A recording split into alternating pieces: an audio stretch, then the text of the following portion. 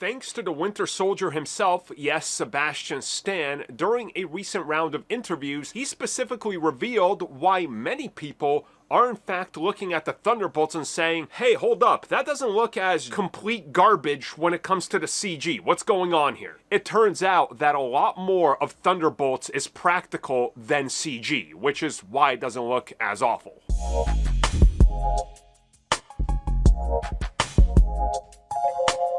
So yeah, Thunderbolts, in fact, looks a lot better than a lot of other Marvel Studios projects. And you can tell that there's a lot of tangible things there, like things on the set of the film that are real. They're not like CGing tables like so many Marvel Studios productions do, because, but you gotta keep a secret, man. What if they hear about the table? I'm serious, like, they CG useless things because they're like, we can't let this leak out. It's absolutely absurd.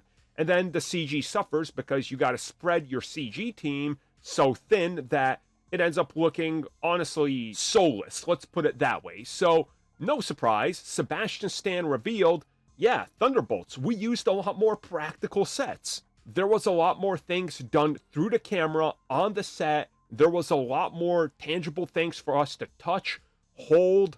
We were physically there. The suits we were wearing were actual suits. So, you know, they didn't do the classic Marvel, hey, you wore this suit on set, but we have to keep a secret. So, we got to CG over the entire suit with this other suit because, again, stupid Marvel wasting money where it doesn't need to be wasted, right? Now, I need to tell you this because some people are not going to understand it. Yes, there is still CG in the film.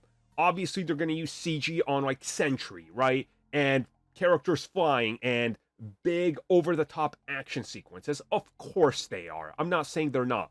But when you can actually put John Walker in his suit and he's wearing a real suit, it looks a lot better, you know? As opposed to a CG monstrosity. So, yeah, this is something that I hope they do a lot more of going forward because it just looks real. Like, you can tell when there is real dirt that's on a suit and a real bullet hole that they actually put on the suit, as opposed to, well, we had to use a bunch of motion capture dots on the suit and then each, like, suit has artificially placed damage. It just doesn't look real. You can tell. And again, I know somebody's going to bring it up. Somebody always brings it up in the comments and they're like, hey bro, why don't you ever talk about how CG was better in 2008 and 2009 as opposed to 2024? Well, if you use your brain, here's the answer. Back then, there was only like 4 productions that needed a lot of CG per year, and the studios, the very same production companies, were not spread thin. But now, ILM has to provide the same amount of CG for 30 films a year.